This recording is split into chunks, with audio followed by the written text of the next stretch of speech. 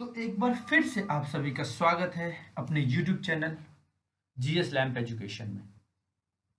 जैसा कि अभी आप लोग देख रहे हैं कि अपना जो टेस्ट सीरीज वो कंटिन्यूसली चला जा रहा है। अभी टेस्ट सीरीज मैंने टोटल आपको 7 अभी तक अपडेट करवा दिए हैं और ये बहुत ही ज़्यादा इंपॉर्टेंट है। जब आप यूपीएससी हो गया या वन डे टाइप से रिलेटेड कोई भी पेपर देते हो तब आप दे के देखना। आपको इतना इंपॉर्टेंट मतलब आपका क्वेश्चन एक तरीके से क्या है ना, क्वेश्चन का जो पैटर्न है वो आपको देखने को मिलेगा। ठीक है, क्वेश्चन का जो पैटर्न है वो आपको बहुत ही अलग कंसेप्ट में दिखेगा, क्योंकि यहाँ पे मैंने पूरा एनालाइज करके जो भी मतलब ऑनलाइन ही हो या कुछ भी ऑफलाइन, मैंने हर एक जगह से इसको पिक किया। दूसरा क्या है, इसका पूरा डिटेल एनालाइज किया। एक क्वेश्चन आपके लिए बस नाम के लिए वो वन क्वेश्चन है, उसको आप पूरा तरीके से अगर आप मेरा जो डिटेल एक्सप्लेनेशन अगर वो देखते हो देखो तो आपको पता चलेगा उसमें कम से कम आपको 8 से 10 क्वेश्चन आपको फुल एक्सप्लेन टॉपिक कंप्लीट हो जाएगा। और अगर आप वन डे तो वन डे की तो कोई बात ही नहीं, उस टॉपिक से आपका कोई क्वेश्चन छूटेगा नहीं, इसकी मैं श्योरिटी दे रहा हूँ। दूसरी चीज आपको क्या है, टेस्ट पूरी तरीके से यूपीएससी के पैटर्न पे है। ये भी आपने देखा होगा, अगर आपने टोटल अभी तक मैंने जो टोटल 7 लेक्चर जो अपलोड किए हैं उसको देख के आपको पता चल गया कि वो पूरी तरीके से क्या है, एक तरीके से यूपीएससी पैटर्न लेवल पे। अगर उसको उस तरीके से अगर आप क्लियर कर लेते हो तो ये छोटी छोटी जो वन डे टाइप पेपर है उसको आपको प्रॉब्लम फेस नहीं करना पड़ेगा। ठीक है, अभी हमारा जो कंटिन्यूस सीरीज चल रहा है इससे पहले भी हम लोगों ने टोटल दो जो सीरीज टेस्ट सीरीज डाला था उसमें टोटल मैंने 70 क्वेश्चन तक अभी डाल दिया था। क्योंकि देखो क्वेश्चन का पैटर्न ऐसा नहीं है कि हाँ एक एक मिनट का क्वेश्चन, आप क्वेश्चन देखोगे तो आपको पता चलेगा कितना फुल एंड ऑन एक्सप्लेनेशन के साथ काम हो रहा है। ठीक है, तो अभी हम लोग क्या है नेक्स्ट क्वेश्चन की ओर चलते। क्वेश्चन बोला है consider the following national park. इन्होंने क्या है ना कुछ नेशनल जैसे जिम कॉर्बेट नेशनल पार्क हो गया, काजीरंगा नेशनल पार्क हो गया, सुंदरवन नेशनल पार्क हो गया, कान्हा नेशनल पार्क हो गया, रणथंबोर नेशनल पार्क हो गया। और बोला कि इसमें से कौन सा ऐसा नेशनल पार्क है जो they are the tiger reserve CAITS aggregation. ये एक तरीके से क्या है ना, जो कंजर्वेशन जो होता है ना, कंजर्वेशन एश्योर्ड जो टाइगर स्टैंडर्ड होता है ना, ये ऐसे 1 मिनट, ये है ये CATS, ये हो गया कंजर्वेशन एश्योर्ड टाइगर, एक तरीके से कह सकते हैं स्टैंडर्ड। ठीक है, तो उनके थ्रू क्या है ना बोला जा रहा है कि कौन कौन से नेशनल पार्क को क्या है ना इन लोगों ने क्या कर दिया, एक तरीके से एक बोला ये बोला जा रहा है कि किसको जो नेशनल पार्क है they are the tiger reserve है। ठीक है, तो देखो सबसे पहले अगर हम लोग चलते हैं तो देखो अभी मैं आपको आंसर ही अगर मैं डायरेक्ट बता दूं तो थोड़ा इससे देखो इसमें कौन कौन सा होगा ये आप देख लो। ये हो गया, सेकेंड होगा, थर्ड होगा एंड फोर्थ होगा। आंसर आप उस अनुसार से देख लेना, जो भी हो सेकेंड थर्ड फोर्थ में। इसमें थोड़ा आपको एक्सप्लेनेशन बताने की कोशिश कर रहा हूँ। एक्सप्लेनेशन में मैं आपको ये बताने की कोशिश कर रहा हूँ, जैसे देखो आपको पता है क्या है ना, जैसे टाइगर जैसे टाइगर रेंज कंट्री वगैरह हो गया, वो अब आज के दौर में क्या है ना वो एक तरीके से क्या है ना टाइगर को प्रोटेक्ट करने के लिए क्या है ना अपना एक्सपर्टीज वगैरह बैठाते हैं। जैसे अपने भारत में क्या है ना धीरे धीरे जो 2016 से जब टाइगर सेंसस लाया गया तो अभी देखो कंटिन्यूसली टाइगर का जो सेंसस का रेंज है जो रेशियो क्या है ना वो बढ़ता जा रहा है ना।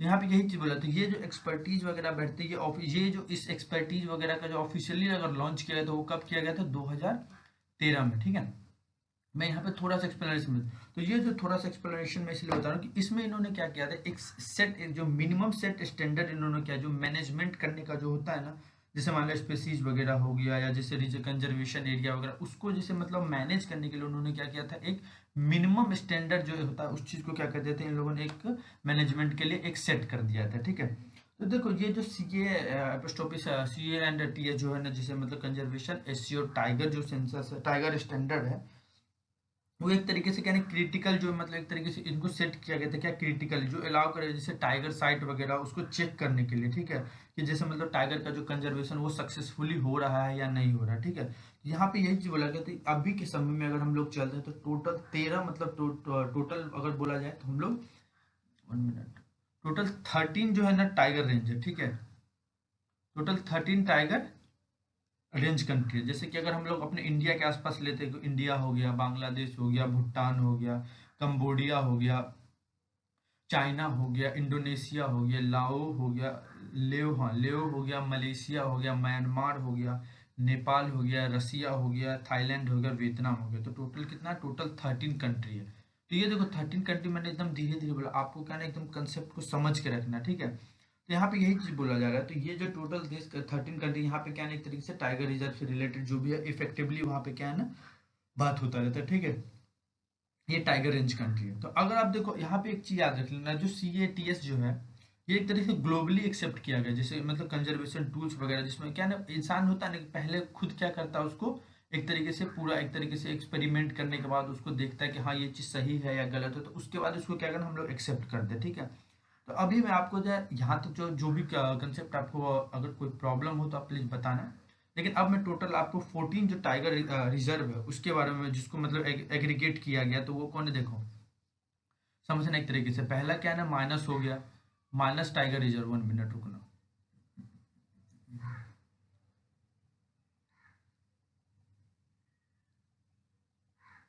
देखो अगर हम लोग लेके चलते हैं तो पहला क्या हो गया, मानस टाइगर रिजर्व, ठीक है।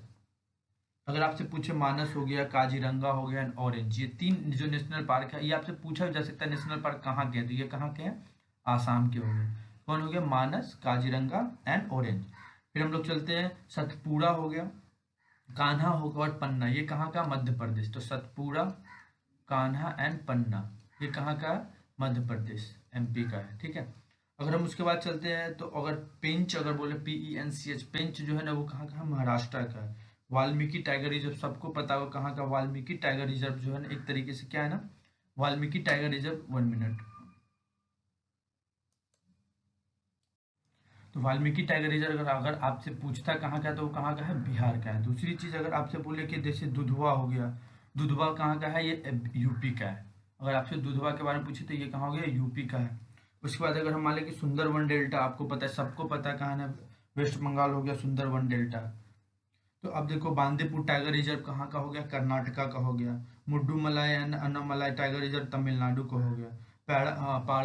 पाड़ाम्बीकुलम जो है ना एक तरीके से ये केरला का हुआ। तो ये टोटल जो है ना, ये टोटल कितने, 14 टाइगर रिजर्व है, जो कि आपको कहना बहुत ज्यादा इंपॉर्टेंट है, आपको ये याद रखना है, ठीक है। ये सिर्फ एक क्वेश्चन मत देखो, इसमें मैंने पूरा जो मेरे से बन पड़ता जितना मेरे पास नॉलेज था उसका मैंने एक बेसिक आपको यहाँ पे ओवरव्यू। देखो आपसे क्वेश्चन भी एकदम पूछेगा वैसे सोच समझ के। देखो क्वेश्चन आपसे, आप नेक्स्ट क्वेश्चन क्या पूछ रहा है, adopted by the tiger range country to double the, कौन सा डिक्लेरेशन के थ्रू हुआ था। तो देखो टाइगर डबल किससे रिलेटेड था, ग्लोबल टाइगर पॉपुलेशन 2022 की यहाँ पे बात किया जा रहा है, ठीक है। तो देखो अगर आपसे इसके बारे में कुछ पूछा जाए तो सबसे बड़ी बात पहले मैं आपको बता दूं कि देखो यहाँ पे कुछ डिक्लेरेशन दिया हुआ, बीजिंग डिक्लेरेशन हो गया, पेटर्सबर्ग डिक्लेरेशन हो गया, लंदन डिक्लेरेशन हो गया, ब्राजीविला डिक्लेरेशन हो गया, ठीक है। तो देखो हम थोड़ा थोड़ा सा चारों डिक्लेरेशन के बारे में पढ़ लेते हैं कि कौन सा डिक्लेरेशन किसके लिए था, ठीक है। अगर सबसे पहली बात हम चलते हैं बेजिंग डिक्लेरेशन, तो बेजिंग डिक्लेरेशन का सबसे बड़ा फंडा क्या था, अगर आपको पता, प्लेटफॉर्म किसके लिए था, ये एक्शन फॉर द वुमेन्स के लिए था, ठीक है। एक्शन एजेंडा किसका था, वुमेन्स एम्पावरमेंट से रिलेटेड था। अगर आपसे पूछ ले तो वुमेन एम्पावरमेंट से रिलेटेड था। ये क्या इक्वलिटी प्रमोट करना चाह रहे थे, किसके किसके बीच में, मतलब मेंस एंड वुमेन्स के बीच में, ठीक है। उन्होंने मतलब एक तरीके से क्या है ना, पूरा एक सोशल जस्टिस प्रोवाइड कराने की बात की हुई थी इसमें, जैसे फंडामेंटल डिक्लेरेशन, इक्वलिटी हो गया, फंडामेंटल राइट से रिलेटेड था, फिर इक्वलिटी हो गया या डेवलपमेंट हो गया, कोई भी पीस। तो इनका ये कहने का मतलब था कि ये जो है ना सीधी सी बात क्या है ना, एक्शन जो वुमेन्स एम्पावरमेंट से रिलेटेड यहाँ पे ये बात किया जा रहा है, ठीक है। तो ये तो टाइगर सेंसस से रिलेटेड बात नहीं करते, लेकिन अगर आपसे पूछे कि बेजिंग डिक्लेरेशन किससे रिलेटेड बात की गई तो ये आपको याद होना चाहिए, ठीक है। सेकेंड पे चलते हैं पेटर्न्सबर्ग डिक्लेरेशन। तो ये जो पेटर्न्सबर्ग डिक्लेरेशन कब हुआ था आपको ये पता होना चाहिए, हमें लिख दो, 2010 में ये पेटर्न्सबर्ग डिक्लेरेशन हुआ था। तो ये इसमें क्या था, कंट्री का क्या एजेंडा था, कंट्री एग्री हुए थे कि जो ग्लोबल टाइगर जो रिकवरी प्रोग्राम है वो इन लोग क्या करेंगे, लॉन्च करेंगे, ठीक है। उसमें इन लोग का जो मेन था क्या ना कि 2000, यहाँ पे ये बोला कि 2022 तक हम लोग क्या करना, टाइगर का जो जनसंख्या वो क्या करना, डबल करना, ठीक है। तो ये किसका था, पेटर्न्सबर्ग डिक्लेरेशन से रिलेटेड यहाँ पे ये बात किया जा रहा था।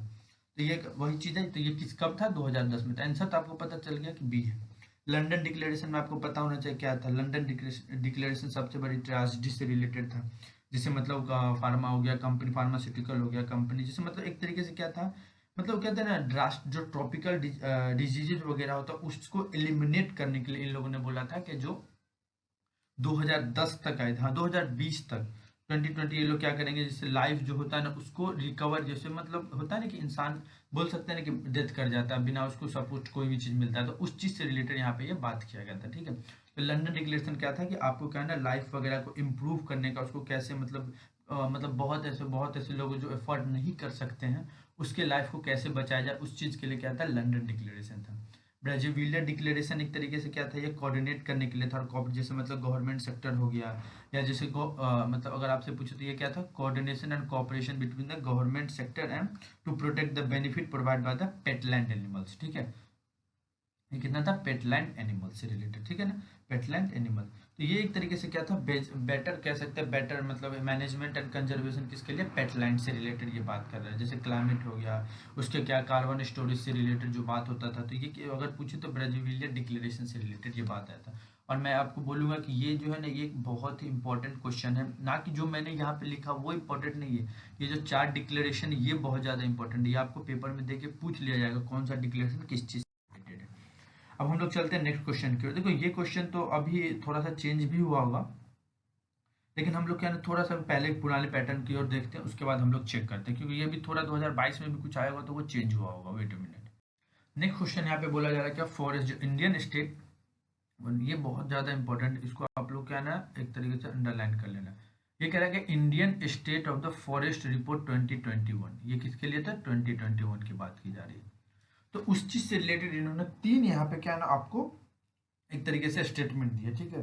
3 स्टेटमेंट में आपको ये चेक करना है कौन सा स्टेटमेंट सही है। तो पहला स्टेटमेंट बोला कि इस रिपोर्ट के अनुसार India has show the highest increasing in forest cover and not tree cover. देखो फॉरेस्ट कवर बोला, नॉट ट्री कवर। दूसरा बोला मध्य प्रदेश है the highest forest cover in the country, in the country यहाँ पे होगा, इन द कंट्री, ठीक है। More than 50% of geographical area of Mizoram is under the forest cover.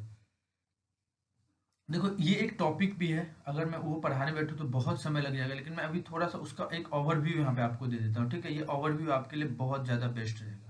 तो देखो इंडियन फॉरेस्ट एक्ट, सबसे पहले अगर आपसे पूछ लिया जाए कौन प्रिपेयर करता है, तो इंडियन फॉरेस्ट एक्ट जो प्रिपेयर करता है वो कौन है, फॉरेस्ट जो सर्वे ऑफ इंडिया, यहाँ पे लिख लो, prepared by Forest Survey of India, ठीक है। ये आपको याद रखना है, ये इसलिए मैं बता दूं कि ये बहुत ज़्यादा एक तरीके से क्या है ना, एक तरीके से अभी न्यूज़ में। तो पहला स्टेटमेंट बोला कि India has show the highest increasing in the forest cover not forest tree. तो देखो सबसे पहले मैं बता दूं कि जो टोटल फॉरेस्ट कवर जो अगर हम 2021 की बात करें, तो टोटल फॉरेस्ट एंड जो ट्री कवर इंडिया का वो 80 मतलब बोला जा रहा है 81 मिलियन हेक्टेयर के पास आप ले लो, ठीक है ना। इसका मतलब क्या होगा कि जो 24.62, ये आपको क्या ना, ये नहीं पूछेगा कितना हेक्टेयर, लेकिन आपसे पूछ लिया जाएगा कितना परसेंट। 24.62 है ना, ये ग्लोबल जो जियोग्राफिकल एरिया ऑफ अपने कंट्री का, ठीक है। तो इसका मतलब ये हो रहा है एज कम्पेयर टू, अगर हम पुराने कंपेयर कर जैसे 2019 का होगा या 2020, उससे अगर हम कंपेयर करते हैं, तो यहाँ पे ये बोला जा रहा है total forest as well as क्या है ट्री, दोनों का दोनों बढ़ा अपने भारत में, ठीक है। तो यहाँ पे नॉट ट्री नहीं होगा, यहाँ पे क्या है दोनों का दोनों यहाँ पे बढ़ा है, ठीक है। यहाँ पे पहला तो वैसे गलत हो गया। दूसरा बोला जाए मध्य प्रदेश, देखो 17 यूनियन टेरिटरी, इसमें दूसरा का मैं थोड़ा सा आपको यहाँ पे बता दूं तो 17 union territory, union state and union territory, sorry state and union territory के पास हमें ये बोला जा रहा है कि एबव 33% ऑफ द जियोग्राफिकल जो एरिया है वो कितने अंडर फॉरेस्ट कवर है। जिसमें जैसे मान लो कि अगर हम बोल देते कुछ स्टेट, जैसे मान लो कि जो मतलब जैसे कुछ स्टेट है यूनियन टेरिटरी, जैसे हम बता दिए लक्षद्वीप हो गया, मिजोरम हो गया, अंडमान निकोबार हो गया, अरुणाचल प्रदेश हो गया, मेघालय हो गया। देखो लक्षद्वीप, मिजोरम, अंडमान एंड निकोबार, ठीक है, अरुणाचल प्रदेश, और अगर हम ले चले मेघालय, तो ये कि सभी ये इसमें क्या है ना, इसके पास अगर हम बोल दे तो 75% से ऊपर जो है ना, more than 75% of the forest cover है। और कुछ ऐसे जैसे मान लो कि कुछ जैसे 17 में से मैंने 5 तो ये बता दिया, और 12 ऐसे हैं जैसे मान लो कि 12 स्टेट यूनिट है, मणिपुर हो गया, नागालैंड हो गया, त्रिपुरा हो गया, गोवा हो गया, केरला, सिक्किम, उत्तराखंड, छत्तीसगढ़, दमन and Diu, Dadar and Nagar Haveli, Daman and Diu, Assam. इसका जो फॉरेस्ट के एरिया बिटवीन है वो कितना है, 33% से लेकर 75% के बीच में। तो अगर आपसे पूछे तो 5 क्या है ना, वो 75% से ऊपर है, और 12 कितना है, एक तरीके से बोले 33 से लेके 75% की, 37 to 75। एक बार आप पॉज कर लेना वीडियो, और नाम आप क्या करना एक बार पढ़ लेना, ठीक है। तो अब देखो ये चीज मैंने बताया, तो अगर हम चलते हैं दूसरे पॉइंट पे, मध्य प्रदेश है द हाईएस्ट फॉरेस्ट कवर, तो बिल्कुल सही बोला जा रहा है। इंडिया में अगर फॉरेस्ट कवर की हम बात करते हैं तो ये ऑब्जर्व किया गया 3 सबसे ज्यादा स्टेट्स होंगे, जैसे मतलब अरुणाचल प्रदेश, आंध्र प्रदेश हो गया, तेलंगाना हो गया, उड़ीसा हो गया, उसके बाद फॉलो करते हैं, ठीक है ना। तो ये चीज़ आपको पता होना चाहिए। तो मध्य प्रदेश अगर बोले तो सबसे ज़्यादा, अगर बोले तो क्या है ना, मध्य प्रदेश के पास सबसे ज़्यादा है, अगर मैन ग्रुप ने फॉरेस्ट की मैं बात कर रहा हूँ, ठीक है। तो ये चीज़ आपको पता होना चाहिए। नेक्स्ट यहाँ पे क्या है ना, नेक्स्ट पॉइंट क्या हो गया अपने पास, क्या है ना, थर्ड पॉइंट में बोला है जो मोर देन, अभी मैंने बताया कि हाँ मिजोरम भी आता है, यहाँ पे मैंने नाम बताया है, मिजोरम भी आता, तो क्या हो गया, थर्ड भी सही होगा। तो सेकंड एंड थर्ड यहाँ पे बिल्कुल सही है। ये चीज़ आपको याद रखना, ठीक है। यानी अगर आपको इसमें कुछ इशू हो तो मुझे बताना, मैं क्या करूँगा, इसका एक अलग से मैं टॉपिक आपको बता दूंगा। अगर इसमें अगर परसेंटेज भी कोई पूछ ले कि लक्षद्वीप में कितना है, जैसे मेघालय में कितना है तो 76%, अगर मणिपुर में पूछे तो 74 मतलब 75 के आसपास है, नागालैंड अगर पूछे तो 74 के आसपास है, अगर मान लो मिजोरम का पूछे तो 85 के आसपास है। तो ये चीज़ आपके माइंड में होना चाहिए जरूर, ये आपसे नहीं पूछेगा। देखो अगर हम एरिया वाइज अगर हम बात करते हैं तो मध्य प्रदेश के पास हम यहाँ पे एरिया वाइज अगर कवर की हम बात करते हैं तो मध्य प्रदेश है the highest forest cover in the country. उसके बाद अगर हम मध्य प्रदेश के बाद कहीं भी चलेंगे तो देखो मध्य प्रदेश के बाद अगर हम चलते अरुणाचल प्रदेश हो गया, छत्तीसगढ़ हो गया, उड़ीसा हो गया एंड महाराष्ट्र हो गया। आफ्टर मध्य प्रदेश ये चार है, एरिया वाइज कवर की मैं बात कर रहा हूँ, ठीक है। ये चीज़ आपको पता होना चाहिए। मुझे ऐसा लग रहा है कि आपको यहाँ पे कोई इशू नहीं होगा। कुछ अगर और हो तो मुझे आप, मेरे पास जो नेक्स्ट क्वेश्चन है हम लोग देखो इसमें, अब ये तो क्वेश्चन थोड़ा सा पुराना भी हो गया, लेकिन हम लोग थोड़ा सा कोशिश करते हैं, जैसे मतलब एनडब्ल्यूबीसी से रिलेटेड यहाँ पे बोला जा रहा है, ठीक है। तो देखो सबसे पहले हम लोग ये पढ़ना एनडब्ल्यूबीसी से रिलेटेड क्या है या एनडब्ल्यूबीसी का क्या मतलब होता है। तो देखो यहाँ पे जो क्वेश्चन दिया इसमें ये किसको कंसीडर किया गया, स्टेटमेंट किस चीज से रिलेटेड है, नजफगढ़ जो झील था जो दिल्ली हरियाणा बॉर्डर पे पड़ता है, वहां की ये बात किया जा रहा है, ठीक है। तो पहले हम इस स्टेटमेंट को पढ़ते हैं। इस स्टेटमेंट क्या बोल रहा है स्टेटमेंट में, it is located in the Delhi Haryana border on the NH 48, ठीक है। तो ये बिल्कुल सही है, ये जो दिल्ली हरियाणा बॉर्डर NH 48 पे ही पाया जाता है। तो देखो आपको मैं बता दूं अभी क्या हुआ था, इसका रीजन क्या था।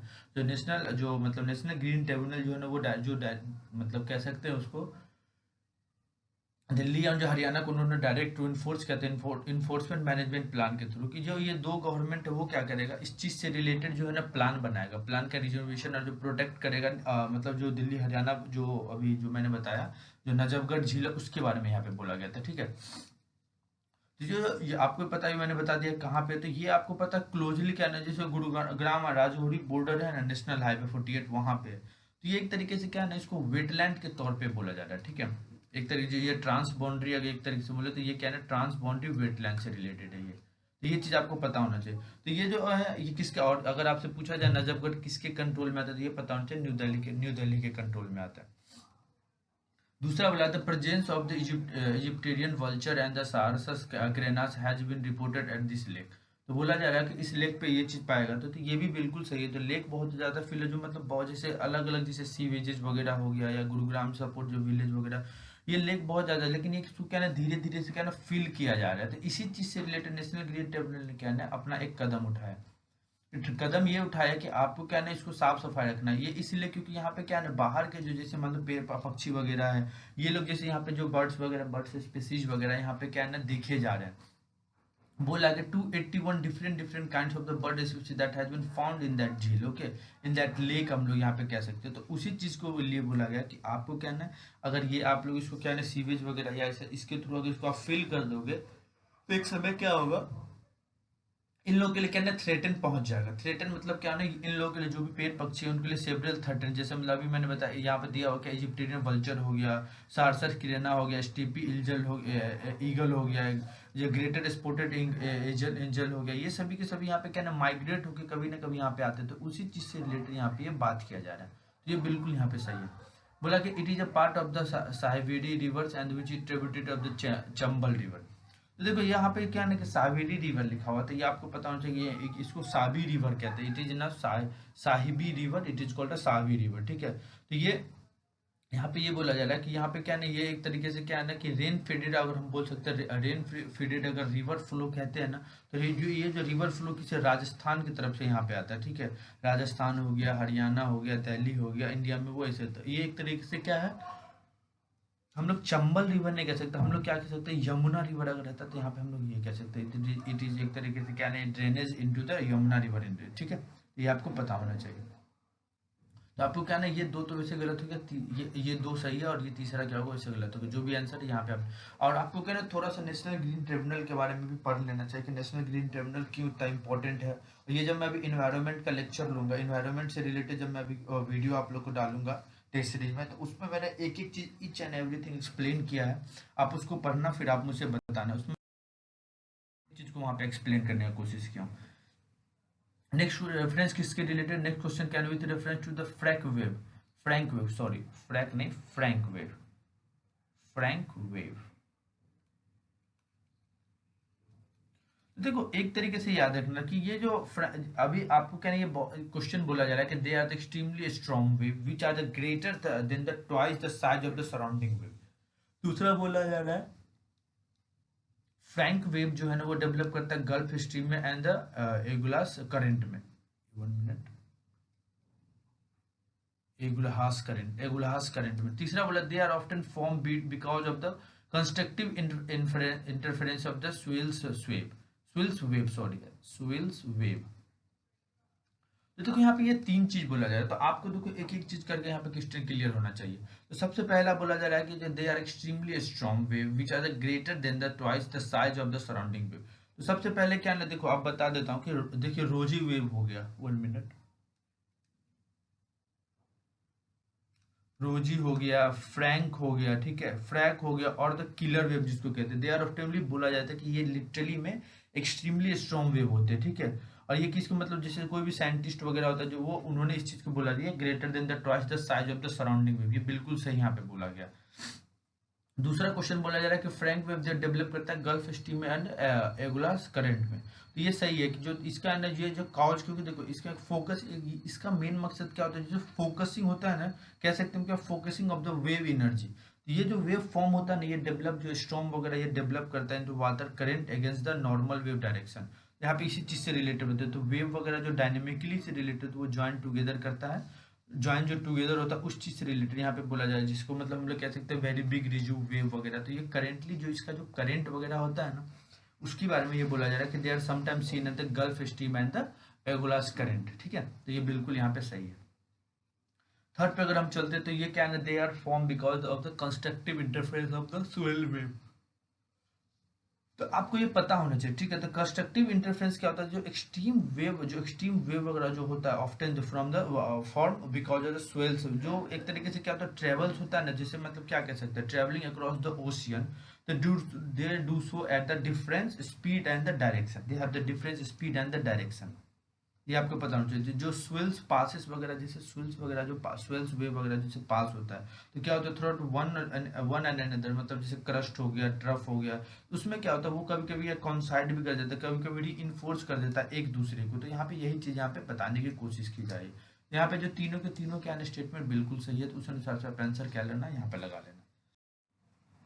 नेक्स्ट है फिर वही एनजीटी, अभी मैंने ये भी बताता है लेकिन चलो, एनजीटी नेशनल ग्रीन ट्रिब्यूनल।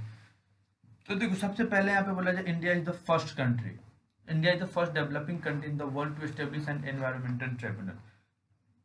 तो अगर अगर हम लोग ये लेके चलते हैं, देखो तो नेशनल ग्रीन ट्रिब्यूनल अगर आपसे कोई पूछ लिया है, तो नेशनल ग्रीन ट्रिब्यूनल जो है ना, ये बोला जाता है कि ये एक तरीके से क्या है ना, एस्टेब्लिश कब किया गया था, 2010। तो नेशनल ग्रीन ट्रिब्यूनल एक्ट जो था 2010, उसके तहत ये बोला गया था। इसमें सब इसका क्या इफेक्टिव और क्या जो जो एक्सपेरिमेंटेशन था, तो वो क्या था, देखो ये एक तरीके से इसका मेन काम क्या था कि इन्वायरमेंटल को प्रोटेक्ट करना था, एनवायरमेंटल प्रोटेक्शन एक तरीके से, और कंजर्व करना, जैसे फॉरेस्ट वगैरह होगा उसको क्या करना, कंजर्व करना।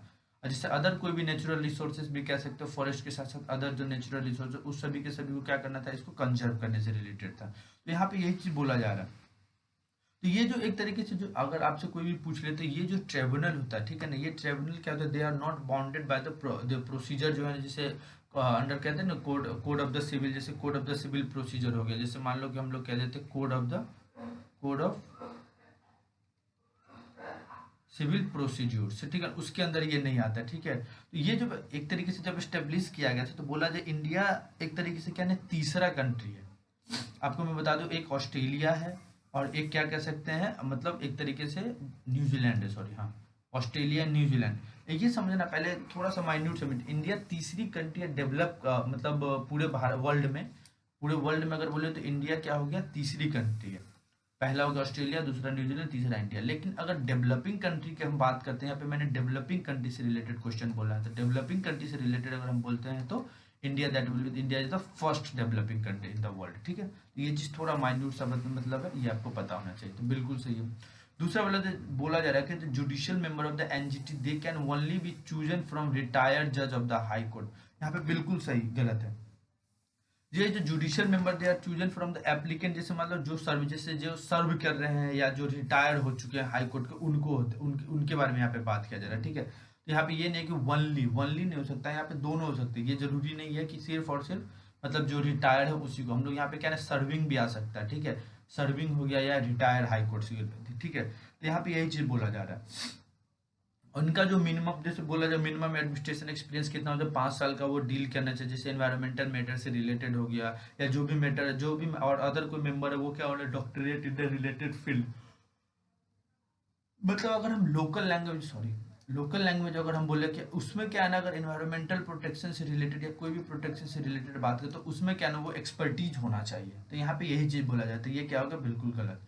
तीसरा बोला जाता है appeal made by the NGT they has mandatory disposal of with in 6 month of filing the appeal. बिल्कुल सही। जो ट्रिब्यूनल को अगर डेडिकेटली जुडिशियल जो होता है ट्रिब्यूनल को, अगर इन्वायरमेंटल मैटर से रिलेटेड अगर कुछ भी दिया जाता है, ठीक है, तो वहां पे ये बोला गया कि उसको क्या ना आपको हायर प्रायोरिटी पर रखना पड़ेगा, और उसको क्या ना विद इन जैसे एप्लीकेशन है तो 6 मंथ के अंदर आपको क्या करना पड़ेगा, उसको कंप्लीट करना पड़ेगा।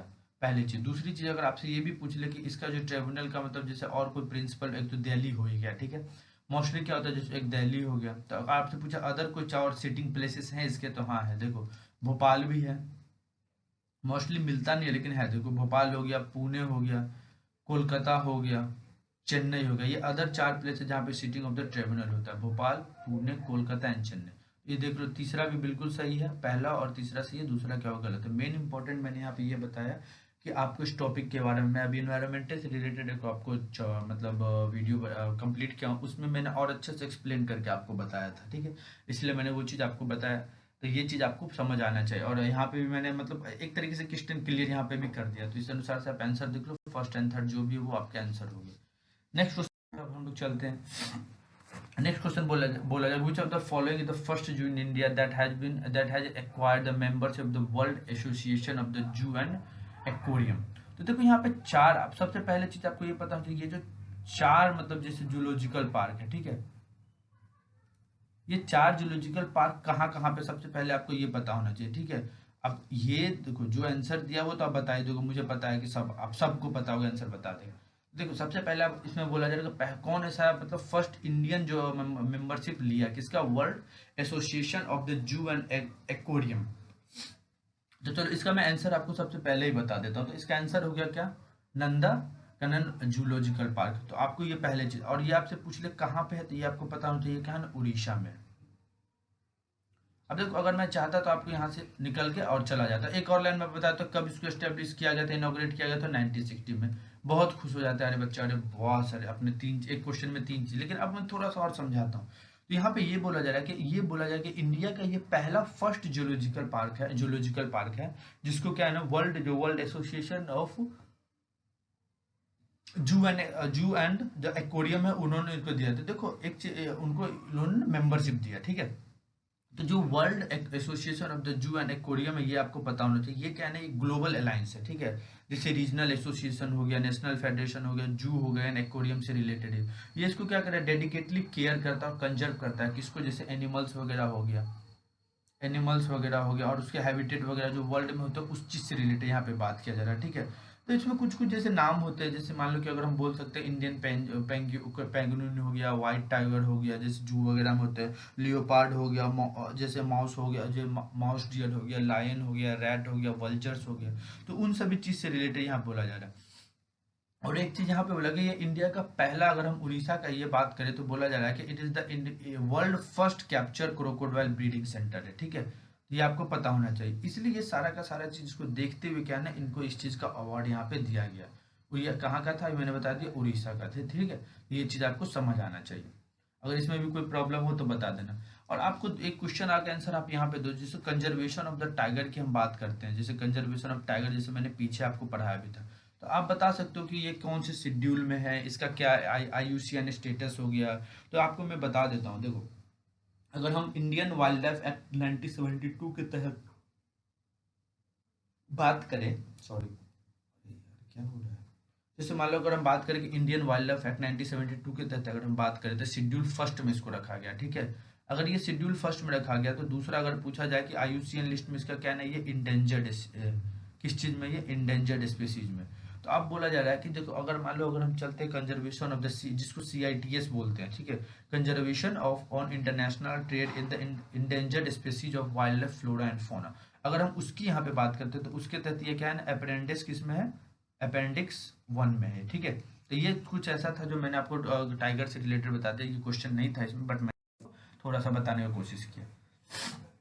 नेक्स्ट क्वेश्चन यहाँ पे ये बोला जा रहा है कि नेक्स्ट क्वेश्चन बोला है which of the following committee, committee की यहाँ पे बात की जा रही है, आपसे क्या है ना कमिटी के बारे में पूछा जा रहा है, तो किस चीज की कमिटी अगर अगर आपसे पूछा जाए, 1 मिनट, अरे आजा भाई, बोला क्या जा रहा है, रिकमेंडेड जो committee recommended the creation of Indian service IES, Indian environmental service, ठीक है, उस चीज से रिलेटेड यहाँ पे आपसे बात किया जा रहा है। तो देखो सबसे पहला हम देखते हैं क्या, सुब्रमण्यम कमेटी, और आंसर भी यही है। चलो मैंने आंसर भी आपको बता दिया, तो अब अगर आपसे कोई पूछ ले इंडियन एनवायरमेंटल सर्विस से रिलेटेड अगर कौन था, तो ये सुब्रमण्यम कमेटी था, जो कि अगर बोला जाए कि ये कमेटी को हेड कौन किया, तो फॉर्मल कैबिनेट सेक्रेटरी था TSR सुब्रमण्यम, जो कि 2014 की ये बात किया जा रहा है, ठीक है।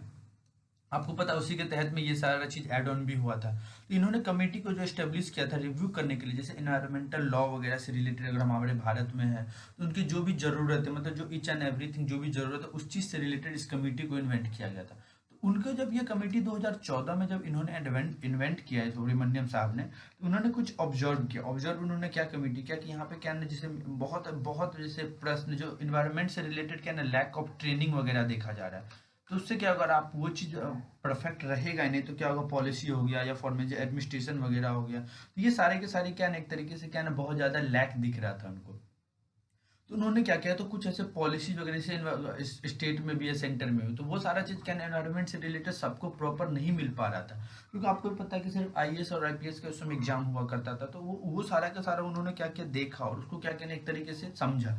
फिर उन्होंने क्या, वो सारा रिकमेंडेशन क्या हुआ, सेंटर को उन्होंने प्रोवाइड किया। तो सेंटर गवर्नमेंट ने क्या किया, उस चीज पर रिकमेंडेड करते हुए ये सारे पॉलिसी से रिलेटेड फिर IES जो अभी हम लोग देते हैं उसके रिलेटेड इन्होंने क्या किया, एग्जाम लेना स्टार्ट किया। क्योंकि आपको पता है कि जब अगर कोई इसके फील्ड में एडमिनिस्ट्रेशन आ जाए तो उसको प्रॉपर रूल्स एंड रेगुलेशन को क्या करना पड़ेगा, डिस्ट्रीब्यूट करना पड़ेगा हर एक ग्राउंड लेवल पे। तो इसी चीज से रिलेटेड जो IAS की अगर बात करते हैं, सुब्रमण्यम कमेटी था, उनकी यहाँ पे बात किया जा रही है। नेक्स्ट बोला जा रहा है स्वामीनाथन कमेटी। तो जो स्वामीनाथन कमेटी उन्होंने क्या किया था, आपको पता है स्वामीनाथन जी फार्मर्स से रिलेटेड जो प्रॉब्लम था उसको उन्होंने क्या किया था, फेस किया था।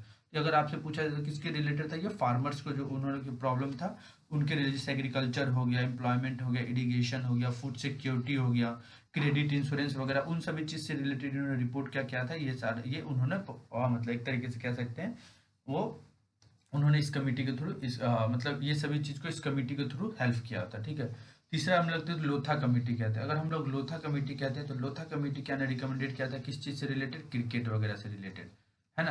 तो ये लोथा कमेटी किसमें, इंडिया में, इन इंडिया, ये आपको समझ आना चाहिए, ठीक है। ये होगा लोथा कमेटी। फिर हो गया अरुण, एक तरीके से क्या था, अरुण गोयल कमेटी था। अरुण गोयल कमेटी क्या था, जैसे कैपिटल गुड्स वगैरह हो गया, सेक्टर वगैरह, उन सभी चीज से रिलेटेड ये क्या ना कंट्रीब्यूशन दिए हुए थे। तो आपका मेन आंसर क्या था, ए था। आपको ये अब अपने पास जो नेक्स्ट क्वेश्चन है, क्वेश्चन नंबर 85 है। देखो अभी तक हम लोगों ने पीछे भी कुछ कमेटी के बारे में पढ़े, तो नेक्स्ट क्वेश्चन बोल रहा है क्या, जो कुछ रेफरेंस स्टेटमेंट दिए हुए किसके regarding, state environmental impact assessment agency. देखो सबसे पहले आपको ये समझना है, जैसे आपने को ये समझना है कि क्या इसका मतलब क्या है और ये क्या है, इसका मेन रीजन क्या है। जो अगर मान लो स्टेट ने अगर एनवायरमेंट से रिलेटेड कुछ बनाया है या कुछ एजेंसी वगैरह बनाया, तो क्यों बनाया होगा। देखो सबसे पहले तो आपको ये बता दूं कि ये जो state environment impact assessment agency है, वो मतलब एक तरीके से क्या है, बहुत ज़्यादा इंपॉर्टेंट, किसके मतलब कहा जाता है ना कि बहुत ज़्यादा इंपॉर्टेंट है, इंपॉर्टेंट कह लो या बहुत इंपॉर्टेंट, मतलब एक अंग हो सकता है किसके लिए, तो ये पता है ministry of for implementation of environmental impact assessment, ठीक है। तो ये जिसको हम लोग EIA भी कहते हैं एक तरीके से, 1 मिनट, EIA। तो ये क्या होता है ना, ये हो गया एक तरीके से क्या ना, इन्वायरमेंटल इम्पैक्ट असेसमेंट। तो ये क्योंकि देखो इसमें क्या होता है ना, ये क्या करता है, स्टेट को नोटिफाई करता है। पहला क्या करता है, स्टेट को क्या करता है, ये नोटिस या नोटिफाई करता है किस चीज से रिलेटेड, जैसे स्टेट लेवल पे हो गया, जैसे मान लो क्या मतलब एनवायरमेंटल में क्या क्लियरेंस है, क्या प्रपोजल वगैरह होना चाहिए, हर एक चीज से रिलेटेड, ये रेटिंग जस्ट लाइक दैट कह सकते हो कि रेटिंग वगैरह, ठीक है। तो ये आपको पता होना चाहिए, ठीक है। तो किस अंडर ये जो अगर मान लो कोई भी प्रोजेक्ट वगैरह है तो ये आपको पता होना चाहिए क्या है, मतलब कि ये कौन सी कैटेगरी हो गया। इसमें कैटेगरी अगर पूछे आपसे, अगर जैसे पहला अगर स्टेटमेंट कैटेगरी किसके रिलेटेड है, ये बी कैटेगरी के रिलेटेड है, ना कि ए कैटेगरी के रिलेटेड है, ठीक है। तो ये बोल क्या रहा है कि जो स्टेट इन्वायरमेंटल इम्पैक्ट एजेंसी जो है, असेसमेंट एजेंसी, वो क्या करता है, प्रोजेक्ट वगैरह का infrastructure under category B are mandatory to clear this one. तो नहीं, यहाँ पे क्या है, कैटेगरी ए, ये आपको याद होना चाहिए किसके रिलेटेड है, कैटेगरी ए के रिलेटेड है। तो उसी में ये बोलता है जैसे पावर वगैरह, जैसे ग्रांट वगैरह हो गया, कोई इन्वायरमेंटल क्लियरेंस या कोई भी प्रपोजल जो अंडर कैटेगरी बी के अंदर आता है, ये आपको पता होना चाहिए, अंडर कैटेगरी बी, उसके रिलेटेड ये बात कर रहा है, ठीक है। ये हो गया पहला चीज। दूसरा बोला क्या, ए स्टार, बोला क्या star rating system will rank the state environmental impact assessment agency based on how long they look to grant environmental clearance for the project। तो देखो ये चीज सही है। अभी मैंने आपको ये भी बताया कि ये एक तरीके से क्या है ना कि कैटेगरी वगैरह, जैसे मतलब ये कहा जाता है कि हाँ इसमें रैंकिंग वगैरह दिया जाता है, जिसमें उसमें क्या हो सकता है कि जैसे रैंकिंग कर देगा तो हमको ये पूरा पूरा क्या रहेगा, एक तरीके से ट्रांसपेरेंसी रहेगा या ट्रांसपेरेंसी रहेगा या इफिशियंसी रहेगा। जैसे आपने देखा हो जैसे इलेक्ट्रिसिटी वगैरह में क्या होता है, एसी वगैरह पे क्या होता है, एक तरीके से क्या होता है, जो ब्यूरो ऑफ जो होता है उस चीज वो क्या कहता है, BAU की तरह क्या होता है, वहाँ पे वो क्या क्या क्या दिया जाता है, रेटिंग दिया जाता है कि हाँ ये कितना कंज्यूम करेगा, कितना एफिशिएंसी से रिलेटेड ये काम करेगा। तो ये क्या होता है, ये बिल्कुल अच्छी बात है कि इसमें क्या है ना, आपको रेटिंग देना जिससे आपको पता चल सके कि एफिशिएंसी इसकी क्या है, या इसका अकाउंटेबिलिटी क्या हो सकता है, या ट्रांसपेरेंसी क्या है। क्योंकि देखो आपको पता है ना, इसमें बोला बोला ये जा रहा है क्योंकि अगर मान लो कि जैसे वहाँ पे 5 रेटिंग तक होता है ना, जैसे BAU की अगर हम बात करें, जो मतलब जैसे AC वगैरह में जो मतलब एक बार कंफर्म कर लेना, BAU ही है या कुछ और है, ब्यूरो ऑफ समथिंग, मुझे नाम ही मैं भूल रहा हूँ। बट देखो यहाँ पे 5 तक होता है, लेकिन इसमें क्या होता है, आउट ऑफ 7 होता है, ठीक है, ये आपको पता है। तो टोटल अगर आपसे कोई पूछे तो कितना होता है, 7 के बेसिस पे क्या होता है कि जो मतलब स्टेट इन्वायरमेंटल इम्पैक्ट असेसमेंट है ना, वो क्या करता है, एक तरीके से रैंक देता है। अगर मान लो जैसे 2 रैंक हो गया, 2 mark granting for the clearance, तो आपको ये पता होता है हर एक दिन का एक मान लो कि एक लिमिटेशन होता है। तो ये आपको बोला जा रहा है 80 दिन हो गया, कोई 105 दिन हो गया। अगर मान लो 10 दिन मतलब 10% से कम है, अगर मान लो कोई सिक्योरिटी वगैरह, कोई प्रोजेक्ट वगैरह या साइट वगैरह या कोई भी चीज़ हो, तो उसके रिलेटेड क्या होता है, कमिटी मेंबर एक तरीके से क्या करता है, उसको एग्जामिन करके आपको क्या करता है, कंडीशन को ग्राउंड लेवल पे जाके उसको क्या करता है, कंडीशन को क्या करता है, एग्जामिन करके आपको क्या करता है, एक तरीके से ये बताता है, ठीक है। तो यहाँ पे यही बोला जा रहा है कि स्टेट इन्वायरमेंटल इम्पैक्ट एजेंसी जो है ना, अगर वो स्कोर करता है 7 या 7 से ज्यादा, तो वो क्या होता है, वो they would be rated eight 5 star, ठीक है। तो ये आपको पता होना चाहिए। तो देखो दूसरा बिल्कुल यहाँ पे सही है कि ये बिल्कुल सही है। तो पहला तो वैसे गलत हो गया। तीसरा चलते, जो स्टेट इन्वायरमेंटल इम्पैक्ट असेसमेंट है, वो क्या बोला, they will be penalise for the taking one time in the one more taking more time in granting the permission. तो देखो ये नो निगेटिव, इसका एक तरीके से ये बोला जा रहा है कि आपको ये पता होना चाहिए कि इसका क्या कोई निगेटिव मार्किंग प्रपोजल नहीं होता है। अगर वो मीटिंग क्राइटेरिया अगर नहीं फुलफिल कर पाता, तो इसमें क्या होता है, वो कोई निगेटिव मार्किंग प्रपोजल नहीं होता है। आंसर क्या हो गया बी। बट आपको ये समझना था कि स्टेट इन्वायरमेंट इम्पैक्ट असेसमेंट होता क्या, ठीक है। ये चीज आई थिंक मेरे अनुसार जहां तक मुझे लग पड़ा तरीके से आपको क्लियर किया है। नेक्स्ट क्वेश्चन बोला कि देखो इंडियन पेंगुइन के बारे में बोल रहा है, ठीक है। जो क्वेश्चन नंबर 86 में क्या बोला कि किसको रेफरेंस लिया गया, इंडियन पेंगुइन के बाद। देखो ये मत सोचना कि यही क्वेश्चन है, लेकिन आपको मैं इसके अंदर जो भी आप मेरे से जो जैसे उसका करंट हो गया, इंडियन पेंगुइन से मैं आपको पेंगुइन के बारे में बताऊंगा। फिर IUCN क्या होता है, या CITES क्या होता है, जैसे CITES क्या होता है, कौन सा अपेंडिक्स में होता है, या अपेंडिक्स कौन सा सेकेंड लेवल का होता है, क्या होता है, इन्वायरमेंटल प्रोटेक्शन एक्ट क्या होता है। तो ये सारा का सारा मैं बताऊंगा। ये नहीं है कि यही आएगा, हो सकता है उसके अंदर मैंने जो आपको करंट यहाँ पे क्लियर किया वो आपको समझ आ जाए, ठीक है। तो जहां तक मैं कोशिश कर रहा हूँ आपको यहाँ पे क्लियर करने की कोशिश। अब यहाँ पे बोला क्या जा रहा है, पेंगुइन के बारे में, इंडियन पेंगुइन के बारे में बोला जाए तो 3 स्टेटमेंट है। पहला स्टेटमेंट क्या, they are the only non mammals on the earth that are wholly covered in the scales, ठीक है, पहला चीज होगी। दूसरा बोला कि they are often founded in the arid region, Himalaya and the north east region. तीसरा बोला they are listed as endangered. देखो आपको ये याद रखना नहीं, ये इंपॉर्टेंट है मेरे अनुसार से, जहां तक मैंने अभी तक क्वेश्चन का मैंने एनालाइज किया है, ये मेन इंपॉर्टेंट है। कोई भी पेपर में आपको ऐसा पूछेगा ही पूछेगा, IUCN की लिस्ट में उसका क्या नेम है, वनरेबल है या क्रिटिकल इंडेंजर्ड है या इंडेंजर्ड है। जब मैं भी इन्वायरमेंट से रिलेटेड आपको करंट अफेयर का पूरा एक टॉपिक क्लियर करूंगा, क्वेश्चन बाय क्वेश्चन, मैं क्वेश्चन के थ्रू टॉपिक क्लियर करने की कोशिश करता हूँ। उसमें मैं आपको इस सारा का सारा चीज अच्छे 1 by 1 कवर करने का कोशिश करूंगा, ठीक है। तो मुझे ऐसा लग रहा है कि उसके बाद आपको कोई प्रॉब्लम नहीं होना चाहिए। तब हम लोग चलते हैं पहले टॉपिक पे। पहले टॉपिक में क्या बोला है कि they are the only mammals on the earth. तो देखो ये बिल्कुल सही है कि अगर हम बोल दें कि अगर जो पेंगुइन है दे आर के लिए अगर बोल सकते हैं हम ये चीज़, तो ये बिल्कुल सही है। क्योंकि देखो इसके में क्या होता है, ये अगर आप भी जानते होंगे तो क्या होता है, लार्ज प्रोटेक्टिव होता है। इसमें ये भी बोला जाता है केरेटिन स्केल होता है जो कवर करता है पूरे स्किन को, ठीक है ना। और ये बिल्कुल सही है कि they are the only mammals on the earth to have their features. ये आपको पता होना चाहिए, बिल्कुल ये सही है। तो पहला आंसर के पहला क्या हो गया, बिल्कुल सही हो गया। दूसरे में अगर हम चलते हैं तो बोले they are found only in the arid region Himalaya and north east. Only में हो ही नहीं सकता है, ऑफ्टन फाउंड। ये आपको मैं बता दूं, ये टोटल के टोटल कहाँ 8 जगह पाए जाते हैं पेंगुइन। जैसे इंडियन पेंगुइन हो गया, तो इसे चाइनीज पेंगुइन भी होगा, they are also found in India. ये आपको पता होना चाहिए।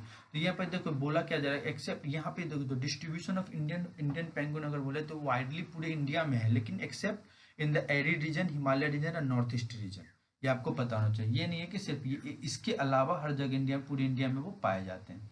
तो देखो यहाँ पे सेकंड क्या होगा, वैसे ही गलत हो गया। अगर हम लोग थर्ड पे चलते तो they are listed as endangered in the IUCN red book list. तो देखो बिल्कुल सही है। अगर हमको इंडियन पेंगुइन के बारे में अगर हम बात करें, अलग अलग चाइनीज पेंगुइन में, तो अगर हम इंडियन पेंगुइन की बात करते हैं तो ये बिल्कुल सही है।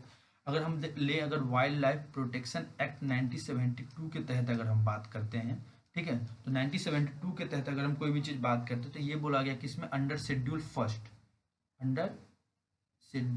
फर्स्ट, ठीक है। तो यहाँ पे यही बोला जा रहा है कि जो IUCN लिस्ट में इसका स्टेटस क्या है ना, इंडेंजर्ड है। ये बिल्कुल सही है। तो फर्स्ट एंड थर्ड अपने पास सही हुआ, आंसर उस अनुसार से आप लगा लेना। लेकिन अगर इसी में थोड़ा सा अगर बोलते चाइनीज में से, चाइनीज का अगर मान, अभी मैंने बोला कि चाइनीज का भी मैंने ऊपर थोड़ा डिस्कस किया, तो चाइनीज अगर पेंगुइन हो कोई भी, तो अगर हम चाइनीज पेंगुइन की बात करते हैं तो देखो डिस्ट्रीब्यूशन अगर चाइनीज पेंगुइन का बोला वाइडली क्या, वियतनाम हो गया, थाईलैंड हो गया, कंबोडिया हो गया, north east part of India भी हो गया, ठीक है। तो ये आपको पता होना चाहिए। दूसरा अगर इसमें पूछ ले तो ये क्या है ना, ये क्रिटिकली इंडेंजर्ड में आता है, ठीक है। अपने भारत का क्या होता है, इंडेंजर्ड, और ये क्या होता है, क्रिटिकली इंडेंजर्ड में आता है, वही वाइल्ड लाइफ प्रोटेक्शन एक्ट 1972 के तहत, ठीक है। तो आंसर आपको अपने अनुसार से यहाँ पे बता देना कौन सा आंसर सी होगा। नेक्स्ट क्वेश्चन बोला है कि रेड हेंटर, ठीक है, रेड सेंडर्स, ठीक है, हाँ, रेड सेंडर, इसके बारे में आप जैसे मैंने बोला इंडियन पेंगुइन, इसे होगा रेड सेंडर RS। अगर आप RS होगा रेड सेंडर, तो इसके बारे में पूछ रहा था। देखो सबसे पहला बोला it is endemic of to India and found only in Eastern Ghat. ये बिल्कुल सही है। देखो जब अपने पास क्वेश्चंस आते हैं तो क्वेश्चन में mostly only and none other than that ये सब रहता है, तो आपको 80% चांस ये माना, अगर वनली वगैरह है तो वो ऑलवेज क्या होता है, करेक्ट। 80%, नॉट 100%, 80% वो आंसर क्या होता है, वो गलत होता है। लेकिन यहाँ पे देखो बोला it is endemic to India and found only in the Eastern Ghat, ये बिल्कुल सही है। जो रेड रेड सेंडर जो है वो बिल्कुल एक जो इंडियन इंडेमिक ट्री स्पेसीज होता है, ठीक है। ये एक रिस्ट्रिक्टली, ये आपको पता है, ये जोग्राफिकली, अगर हम जोग्राफिकली रेंज में लेते तो ये रिस्ट्रिक्टली क्या, सिर्फ और सिर्फ ईस्टर्न घाट की तरफ ही ये पाया जाता है, ठीक है।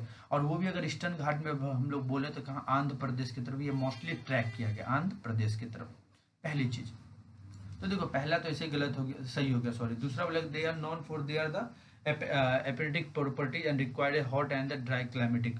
तो देखो आपको मैं बता दूं, अगर जैसे मैंने बोला आंध्र प्रदेश, तो ईस्टर्न घाट में अगर हम लोग चलते हैं, ईस्टर्न घाट में अगर हम चलते हैं तो देखो आंध्र प्रदेश भी है, तेलंगाना, आंध्र प्रदेश के बाद अगर हम चले तो तमिलनाडु हो गया।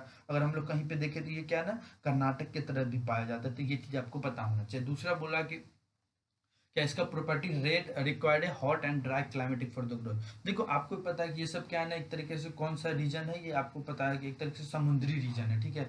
आपके लिए क्वेश्चन ये है कि अगर मान लो हम टोटल, तो भारत का टोटल कितना स्टेट क्या होता है सी से, या जैसे आप बोल सकते हैं कि कितना टोटल, जैसे मतलब इंडियन ओशियन हो गया, या वेस्ट बे ऑफ बंगाल हो गया, या अरेबियन सी हो गया, तो टोटल कितने स्टेट क्या होता है, सी को कवर करता है, मतलब सी के उस पे है, कॉर्नर पे बोल सकते हो, या टोटल कितने स्टेट है ये आपको पता होना चाहिए, ठीक है।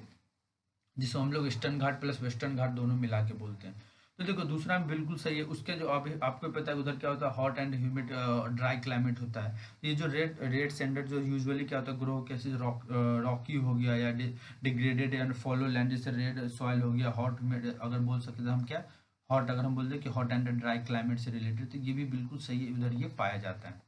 आपको ये थोड़ा सा बस समझ आना चाहिए क्योंकि देखो ये इसका जो हाई प्रॉपर्टी डिमांड, आपको पता है मेडिकल प्रॉपर्टी में ये बहुत ज़्यादा यूज होता है। अगर आपसे इसके यूज के बारे में पूछ ले तो क्या नहीं है, मेडिकल प्रॉपर्टी वगैरह उसमें इसका ज़्यादा डिमांड होता है। दूसरा अगर हम बोले कि कहाँ भी यूज करते हैं, मेकिंग फर्नीचर, मेकिंग फर्नीचर, ये आपको पता है जो मेकिंग फर्नीचर वगैरह जो डिमांड है हाई इंटरनेशनल मार्केट में, जैसे अभी आपने एक मूवी देखा होगा पुष्पा, है ना, तो वो वही लाल चंदन की लकड़ी टाइप का ऐसा यहाँ पे ये बात किया जा रहा है। तो आपको पता है कि ये क्या है ना, क्योंकि इसका अगर इंटरनेशनल मार्केट में क्या कह सकते हो, बहुत ज़्यादा हाई क्वालिटी मतलब high demand 50 to 1 crore rupees में ये बिकता है। तो ये चीज़ आपको पता होना चाहिए। तीसरा बोला it is categorise as endangered in the IUCN credit list. तो देखो ये चीज़ आपको पता होना, ये भी बिल्कुल सही है।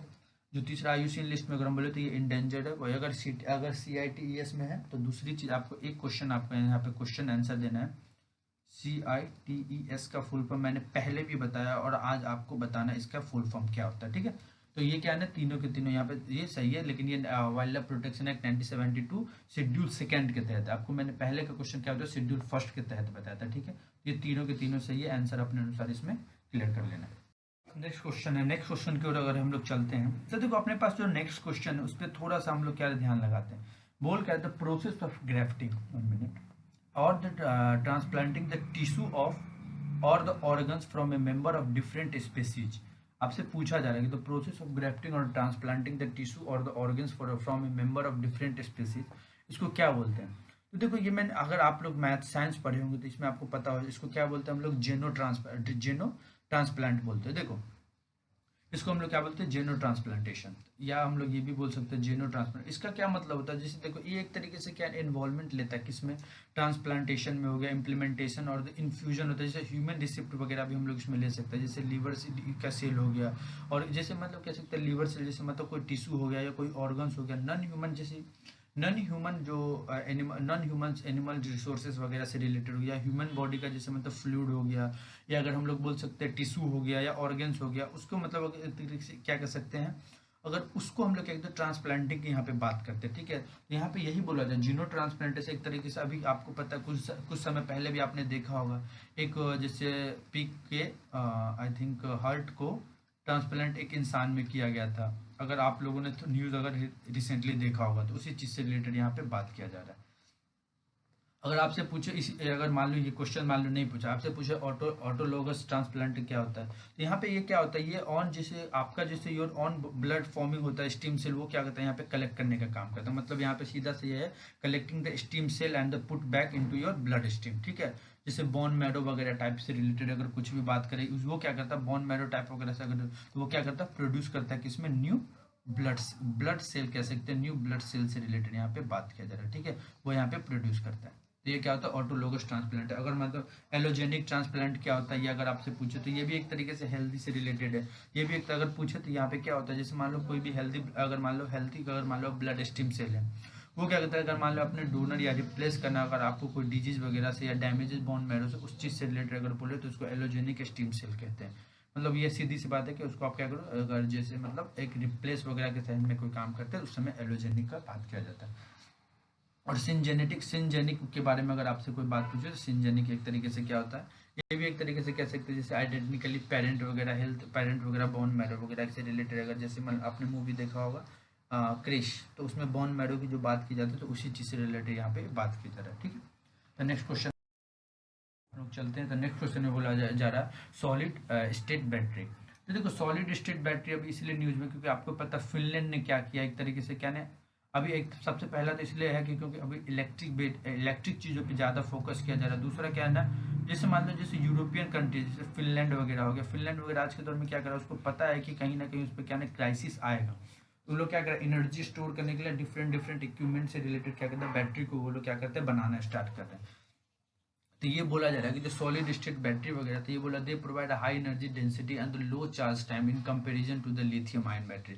ये बिल्कुल सही है। जैसे अगर हम लोग इसको कंपेयर कर दे लिथियम आयन बैटरी से, तो ये सॉलिड स्टेट बैटरी वगैरह तो क्या करता है बहुत हाई एनर्जी डेंसिटी ये लोग क्या करता है हमको लोग देता है, लेकिन क्या होता है लेस देन उसको टाइम कंजप्शन। आज का देखते हो कितना लेटेस्ट मोबाइल वगैरह, तो लेटेस्ट मोबाइल क्या कर रहा है 10 मिनट में आपका मोबाइल चार्ज हो जाएगा, 10 मिनट या 15 मिनट में आपको क्या करेगा मोबाइल फुल, वो भी 500 mAh बैटरी वगैरह क्या करेगा ये मतलब तुरंत से तुरंत क्या करता है ये चार्ज कर देता है। क्योंकि आपको पता है कि ये क्यों होता है, ये एक तरीके से देखो सबसे पहले समझने वाली बात क्या है ना कि ये एक तरीके से क्या है सेफ्टी पर्पस के लिए भी, और ये क्या करता है ज़्यादा स्पेस को कंज्यूम ना करे, स्पेस एक तरीके से क्या करता है सेव करने के लिए भी एक तरीके से क्या है तो एक तरीके सॉलिड स्टेट बैटरी का यहाँ पे यूज कर, क्योंकि क्या ना ये एनर्जी को इंक्रीज करता ही करता, प्लस आपको क्या हो रहा है जो पर यूनिट एरिया आपको पता है पहले हम लोग क्या है ना इतना बड़ा बैटरी लगाते थे। अब धीरे धीरे हम लोग क्या करते हैं, छोटे बैटरी में कन्वर्ट हो रहा है, लेकिन कैपेसिटी के मामले में हो गया, एनर्जी कंजप्शन के मामले में कम लगता है, लेकिन कैपेसिटी के मामले में बहुत ज़्यादा है ये, हाई एनर्जी डेंसिटी ये प्रोड्यूस करता है, टाइम कंज्यूमिंग कम है ये, है ना। तो यहाँ पे यही चीज़ ये बात किया जा रहा है, इसलिए क्या सॉलिड स्टेट बैटरी के यहाँ पे क्या था, क्योंकि आपको पता है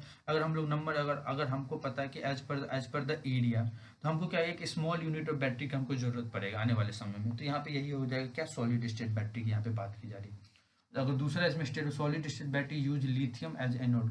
बट अगर मान लो अगर लिथियम अगर हम यूज करेंगे तब तो यहाँ पे गलत ही हो जाएगा ना, क्योंकि आपको पता है सॉलिड स्टेट बैटरी क्या होता है, प्रोवाइड करता है सॉल्ट, एक तरीके से ये कह सकते हो कि बहुत ऐसा सॉल्यूशन को ये क्या करता है, प्रोवाइड। तो ये ट्रांसफॉर्मेशन होता है एक तरीके से, क्या होता है ट्रांसफॉर्मेशन को, क्या एक ये यहाँ पे ये कह सकते हैं हम कि हाँ, ट्रांसफॉर्मेशन की यहाँ पे बात कर सकते हैं कि जो एनर्जी साइकिल होता है, जैसे चार्जिंग साइकिल होता है, पहले चार्ज होता है फिर डिस्चार्ज होता है, तो यहाँ पे ये एनोड की बात मत करो, क्योंकि एनोड आपको पता है ट्रांसफर करता है टू एंड फ्रो बिटवीन किसके बीच में, एनोड एंड कैथोड के बीच में। तो यहाँ पे जो एनोड होता है वो नेगेटिव चार्ज होता है, और नेगेटिव चार्ज का जनरली जो इलेक्ट्रोड वो क्या होता है, ग्रेफाइट से बनता है, ठीक है। हाँ, अगर कैथोड की बात हो तो वो पॉजिटिवली इलेक्ट्रोड मेड होता है जो लिथियम से बना होता है, ठीक है। तो यहाँ पे ये आपको पता होना चाहिए, यहाँ पे एनोड नहीं कैथोड होना चाहिए था, तब आपका आंसर सही होता है, ये गलत हो गया। आंसर जो भी हो पहला है। जैसे कुछ भी क्वेश्चंस आपसे बात करते हैं, आपको मैं बताने का कोशिश करता हूँ, तो I am just also means मुझे भी एक फीडबैक चाहिए, I am just also requesting to you all of guys. अगर कुछ इसमें आपको लगे कि नहीं यहाँ पे सर आपने थोड़ा सा भी गलत बताया, या आपको को लगे कि मिस वो है, तो आप प्लीज़ क्या कर सकते हो, क्योंकि तो मैं तो पढ़ाया, मैंने एक बार पढ़ाया, दूसरी बार मैं क्या करूँगा, जब ओवरव्यू लूंगा, जैसे एडिटिंग करूंगा उस समय मैं तुम्हें एक ओवरव्यू लूंगा कि हाँ ये चीज़ यहाँ पे नहीं होना चाहिए। तीसरी बाय मिस्टेक अगर कुछ, क्योंकि अभी तक मैंने जो भी वीडियो बना उसमें मुझे लगा नहीं कि मैंने कोई भी चीज़ गलत या कुछ ऐसा बताया, हाँ कुछ अगर छूट जाता है तो मैं नेक्स्ट लेक्चर में कोशिश करता हूँ उसको कवर अप कर दूँ। यहाँ पे नेक्स्ट बोला जा रहा है, which statement best describe the term event horizons of the black hole. देखो, तो अगर इसमें अगर बोले थी horizon of the black hole, तो यहाँ पे एक तरीके से आपको पता होना चाहिए कि ये एक तरीके से क्या, जैसे मान लो कोई स्पीड होगा, ये अगर ये कह दे कि event horizon of the black hole एक तरीके से लिंक करता है किसके तहत, अगर आपसे पूछा जाए तो ये लिंक कर रहा है किसके तहत, ऑब्जेक्ट, अगर बोले ऑब्जेक्ट एस्केप वेलोसिटी। आप ये अभी मत बोलना कि क्या होता है, क्योंकि अगर मैं ये बताने बैठूंगा तो और क्या नंबर पूरा का पूरा, क्योंकि आपको ये अगर पढ़ना हो तो एक बार आप फिजिक्स पढ़ना, आपको ये पूरी तरीके से ऑब्जेक्ट इसके वेलोसिटी क्या होता है आपको पता चल जाएगा। तो ये जो स्पीड होता है दैट स्पीड, ये एक तरीके से स्पीड क्या करता है, वो एक तरीके that would one would need to exceed the escape velocity. इसके एस्केप अगर जैसे मान लो कि वो पुल करें, जो ग्रेविटेशनल पुल वगैरह होता है उसको वो क्या करता है, एक तरीके से वो बढ़ाने की यहाँ पे बात किया जा रहा है, ठीक है। अगर आप इससे रिलेटेड कोई भी बात करें तो यहाँ पे आंसर कौन सा होगा, या आंसर यहाँ पे बी हो जाएगा, gravitational boundary beyond which neither light nor matter can escape, ठीक है। तो ये सिर्फ स्पीड अप करने की यहाँ पे बात की जा रही है, तो आंसर अगर आपसे कोई पूछे तो क्या होगा, यहाँ पे बी हो जाएगा। और इसके ऊपर भी अगर आपसे कुछ भी पूछे तो आपको प्लीज याद रखना, जैसे कि अगर मैं आगे का एक दो क्वेश्चन, अगर आगे का एक दो और बता दूं, जैसे मान लो कि एक्स रे पॉलिडोमीटर सैटेलाइट होता है, ये एक तरीके से इसरो ने क्या किया था, एक तरीके से 1 मिनट, इसके नेक्स्ट क्वेश्चन भी आई थिंक वही होगा, नहीं है, नहीं है, चलो मैं इसको थोड़ा सा बता देता हूँ। अगर आपसे कोई पूछ ले, उसके बाद इस क्वेश्चन पे चलते हैं। अगर कोई पूछ ले एक्सरे जो पोलिडोमीटर सैटेलाइट है, वो जो जिसको एक्सपोसेट कह सकते हैं हम लोग, 1 मिनट, एक्सपोसेट, ठीक है। तो अगर आपसे पूछे तो ये एक तरीके से इसरो ने क्या कहते हैं, प्लान कहता है, क्यों, क्योंकि ये ऑब्जर्व कर सकते, जैसे पोलराइजेशन कॉस्मिक एक्सरे वगैरह, उसको पोलराइजेशन को वो एक स्टडी करने के लिए क्या कहता है, उन्होंने ऐसा ही कोई पोलरिमीटर सैटेलाइट का इन्होंने एक तरीके से इन्वेंट किया था। तो अगर आपसे पूछे तो ये प्लान कब के, देखो एक्सरो जो एक्सपोसेट जो है ना, इन्होंने क्या किया था, एक तरीके से स्पेस क्राफ्ट में लॉन्च करने के 2021 में इन लोगों ने काम किया था, ठीक है, लॉन्च किया था, जिससे क्या ड्यू टू जो चाइना जो वुहान जो वायरस वगैरह उस समय क्या जो लॉन्च हुआ, जिसकी वजह से इसको हम लोगों ने क्या कहते हैं, डिले कर दिया था, अगर आप लोगों ने ये चीज़ देखा होगा तो ये चीज़ आपको यहाँ पे पता होना चाहिए, ठीक है। नेक्स्ट क्वेश्चन की ओर अगर हम लोग चलते हैं, नेक्स्ट क्वेश्चन बोला जाए निगेटिव आयंस टेक्नोलॉजी। देखो, निगेटिव आयंस टेक्नोलॉजी होता क्या, एक तरीके से ये बोला जाता है कि they are believe to provide the certain mental and the physical health benefit like state reduction, better sleep and respiration. तो ये बिल्कुल सही है। दूसरा बोला negative ions variables emitted the reduction radiation which can be harmful to the human health. अब देखो, यहाँ पे अगर हम बोले तो ये भी आंसर यहाँ पे सही, लेकिन आपको थोड़ा समझना पड़ेगा नेगेटिव आयंस टेक्नोलॉजी होता क्या। देखो नेगेटिव आयंस टेक्नोलॉजी एक तरीके से क्या होता है, ये एम्बेडेड करता है, जैसे नेगेटिव आयंस वगैरह क्या पर्सनल प्रोडक्ट, जैसे मान लो करेंटली आपको पता है एडवर्टाइजमेंट वगैरह होता है, या कोई भी चीज़ जैसे मैं मान लो कि मेंटेन करने के लिए हेल्थ बैलेंस के लिए, या बैलेंस एंड इम्प्रूव, जैसे एक तरीके से कहते हैं ना कि हम लोग इम्प्रूव करना वेल बींग्स, कैसे हमको उसके हेल्थ वगैरह से को इम्प्रूव करना, तो ये टेक्नोलॉजी एक तरीके से क्या करता है, ये एक तरीके से टेक्नोलॉजी क्या करता है, जैसे मान लो नेगेटिव आयंस आपको पता है कि हाँ वेल, जैसे कि अगर आपसे कोई पूछा जाए negative ions they are also made with sunlight हो गया, या रेडिएशन हो गया, एयर हो गया, या वाटर ब्रेकिंग आइटम, तो ये सारे का सारे क्या होता है, मिनरल्स वगैरह क्या होता है इसमें प्रोड्यूस करता है, जिसकी वजह से क्या होता है ये हमारे बॉडी को जो, जैसे मतलब जैसे कि मान लो जैसे कोई भी निगेटिव चीज़ उसमें क्या करता है वो, अगर हम खाने वगैरह से रिलेटेड बात करें तो क्या करता है वो, उसमें जैसे बहुत ऐसे एक थ्योरम हो गया, जैसे मतलब रेडियो एक्टिव सब्सटेंस कह दो उसको, उसको वो क्या करता है उस प्रोड्यूस उसको उस प्रोडक्ट को क्या करता है वहाँ से निकाल देता है, और सिर्फ क्या करता है मिनरल्स वगैरह वहाँ पे यूज कर, जिसकी वजह से क्या होता है वो बॉडी में जो स्ट्रेस वगैरह होता है उसको कम करने के, बेटर स्लीप या रिडक्शन वगैरह वो सब चीज़ वहाँ पे क्या करता है, जिसकी वजह से क्या होता है वो हमारे लिए बहुत ज़्यादा बेनिफिशियल होता है। दूसरा बोला जा रहा है कि जो इमिटेट करता है, तो ये बिल्कुल सही, आपको पता ही है हमारे बॉडी में जैसे ये रेडिएशन वगैरह, तो ये क्या करेगा एडवर्स हेल्थ इफेक्ट करेगा, जैसे कि मान लो कि आपको पता है टिश्यू हो गया या डीएनए वगैरह से रिलेटेड कोई भी बात होता है तो उसके रिलेटेड यहाँ पे ये बात किया जा रहा है, ठीक है। तो अगर निगेटिव आयंस टेक्नोलॉजी अगर आपसे कोई पूछे तो आपको बस इतना समझ आना चाहिए कि व्हाट डू मीन। नेक्स्ट बोल रहे थे 84, पहले बार तो समझ लो 84 वेपन्स होता क्या है। देखो अगर आपसे कोई पूछ ले तो हम आपको बता दें 84 वेपन्स एक तरीके से क्या होता है सिंगल शॉट होता है, जैसे रिकॉलने से स्मूथ, जैसे बोर एंटी टैंक वगैरह वेपन होगा, ये एक तरीके से ही होता है। ये पहला जो स्टेटमेंट बिल्कुल सही थी, ये एक तरीके से वर्ल्ड का मोस्ट बोला जाता है most widely use light anti tank weapon है, ये बहुत ज़्यादा स्मॉल होता है, ये इसको कह सकते हो सिंगल शॉट लेता है, कंप्लीटली डिस्पोजेबल भी हो जाता है। आपसे ये भी क्वेश्चन यहाँ पे पूछा जा सकता है क्या ये कंप्लीटली डिस्पोजेबल है, तो आपको ये पता होना चाहिए हाँ ये कंप्लीटली डिस्पोजेबल है, इसलिए इसको बोला गया they are known as the easy of use and handle.